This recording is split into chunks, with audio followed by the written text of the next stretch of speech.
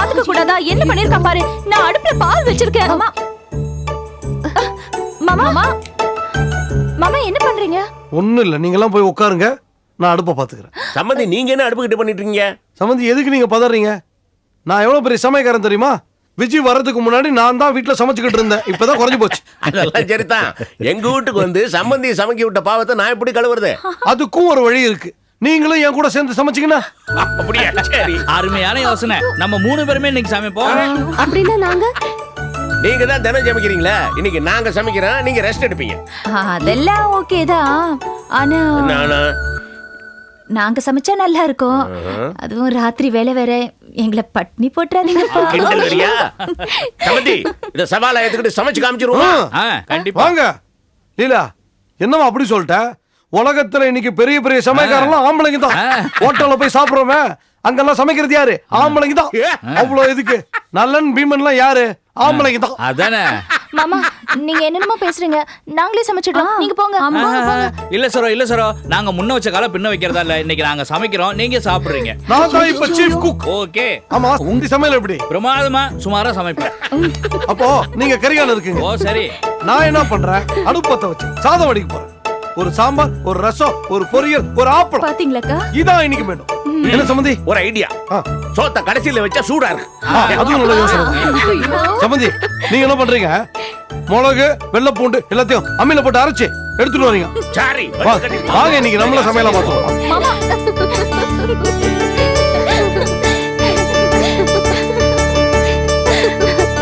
எவ்வளவு சந்தோஷமா இருக்காங்கல்ல. ரொம்ப ஒத்துமையா இருக்காங்க.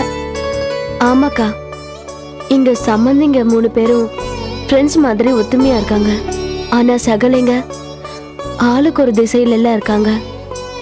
ஆமா விஜய், அவங்க எல்லாம் ஒன்னா ஒத்துமையா இருந்தா எவ்வளவு நல்லா இருக்கும்லக்கா.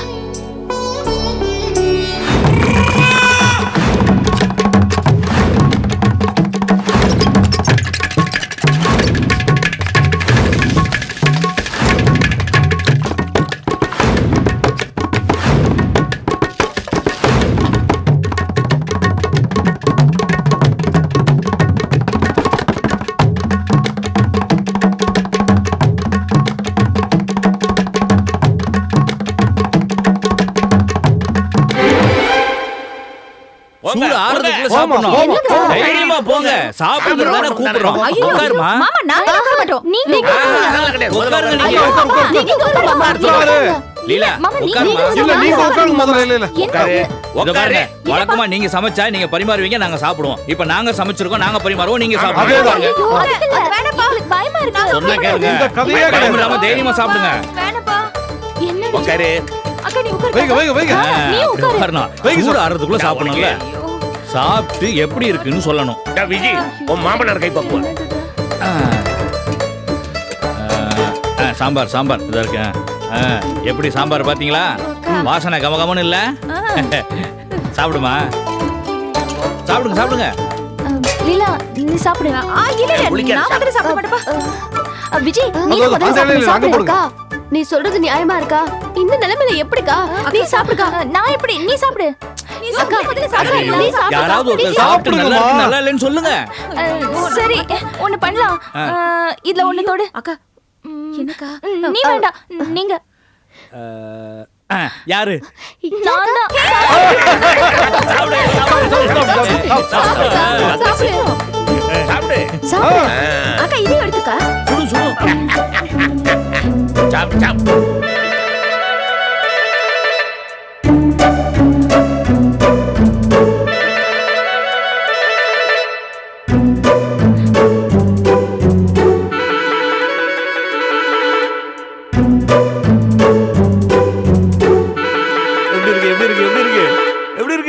அக்கா என்னக்கா?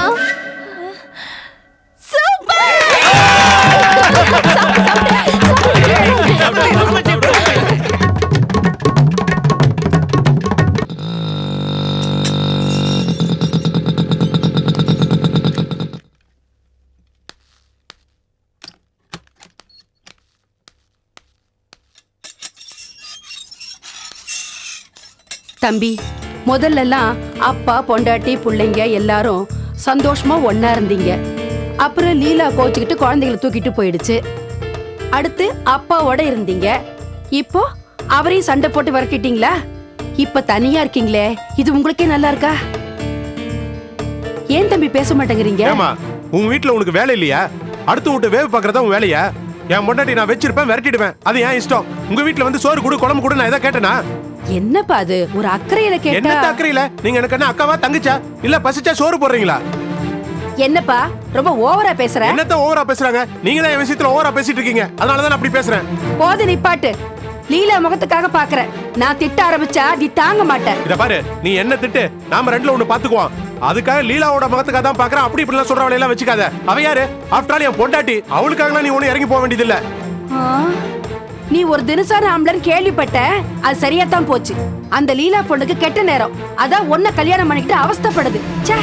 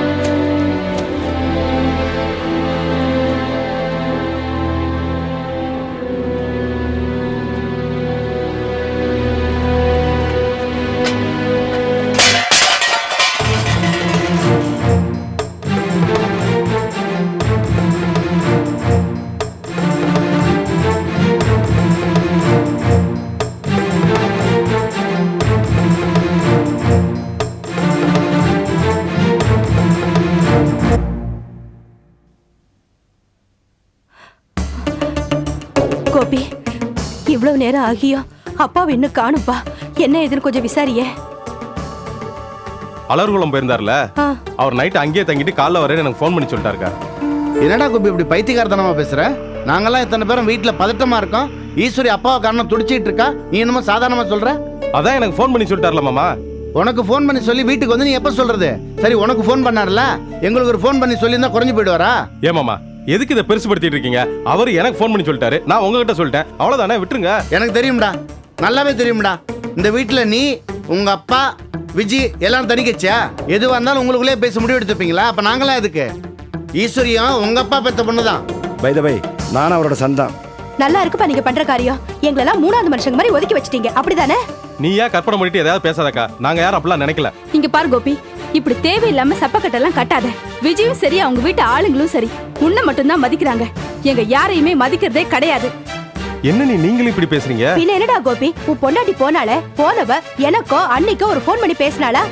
இங்க இருக்கிற வரைக்கும் தான் முகத்துக்கு நேரம் அக்கா அக்கா அண்ணி அண்ணின்னுட்டு. அவங்க வீட்டுக்கு போனதுக்கு அப்புறம் அவளுக்கு அப்பா அக்கா தங்கச்சி மாமா இவங்க மட்டும் தான் ஞாபகம் இருக்கும். இங்க இருக்கிறவங்க எல்லாம் மறந்துடுவா, அப்படிதானே?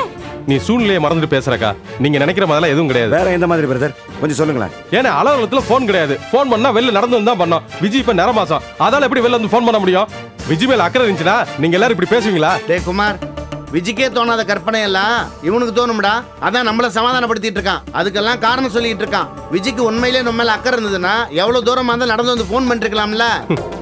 நீங்க எல்லாரும் இன்னைக்கு ஒரு முடிவோட தான் இருக்கேன்னு நினைக்கிறேன். நான் என்ன பேசினா எடுபடாது. நீங்க என்ன பேசணுமோ பேசி தொலைங்க.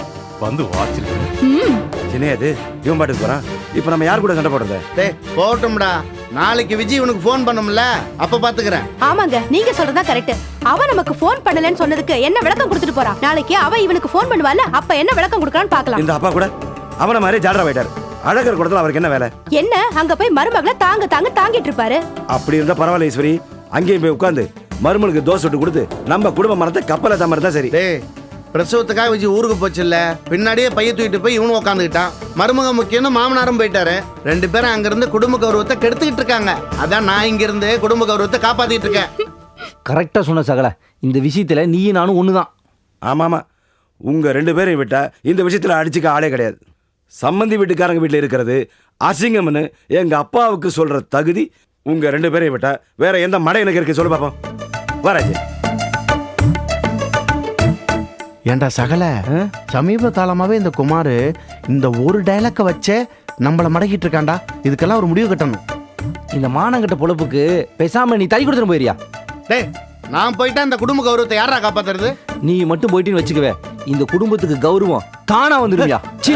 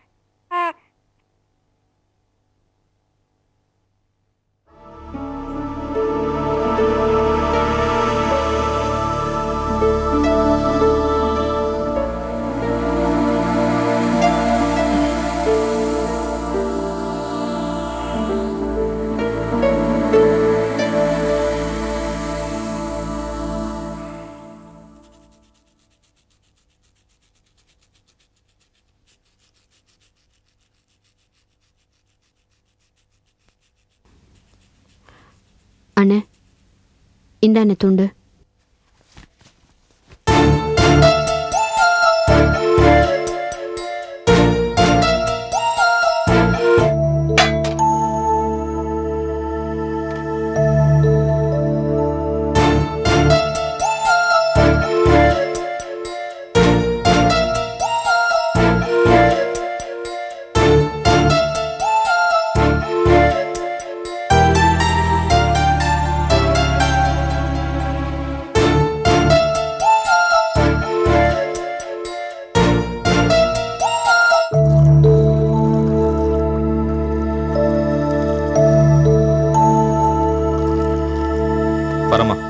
மாணிக்கம் காப்பி. வேண்டாமா?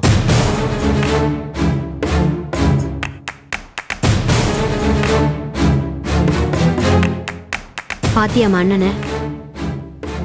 ம் பார்த்துக்கிட்டு தாண்டி இருக்கேன். ராத்திரிலேருந்து நான் கவனிச்சுக்கிட்டு தான் இருக்கேன். அம்மா, நான் ஏற்கனவே சொன்னதுதான், இருந்தாலும் திரும்பவும் சொல்றேன். நாமளா முடிவு பண்ணி அண்ணியை வரவழைச்சிட்டா அது நமக்கு சாதகமா இருக்கும். அண்ணனா போய் அண்ணியை கூட்டிட்டு வந்துருச்சுன்னா நம்மளோட நிலைமை ரொம்ப வீக்கா போயிடுமா. ராத்திரி கூட அண்ணன் குடிச்சிட்டு வந்துச்சு. என்னைக்கும் இல்லாத புது பழக்கம். அது மட்டும் இல்லாம என் குழந்தைய தூக்கிட்டு போய் பக்கத்துல படுக்க வச்சுக்கிச்சுமா. அண்ணனுக்கு நட்ராஜ் ஞாபகம் வந்துருச்சுமா. அண்ணன் மனசுல எல்லாத்தையும் போட்டு மென்னு மிழுங்கிட்டு இருக்குமா. ஏண்டி, எனக்கு மட்டும் இதெல்லாம் புரியாதா? அப்புறம் ஏமா நீ பேசாம இருக்க? இத பாருடி, பொண்டாட்டி நினைப்பும் புள்ள நினைப்பும் வரத்தான் செய்யும்.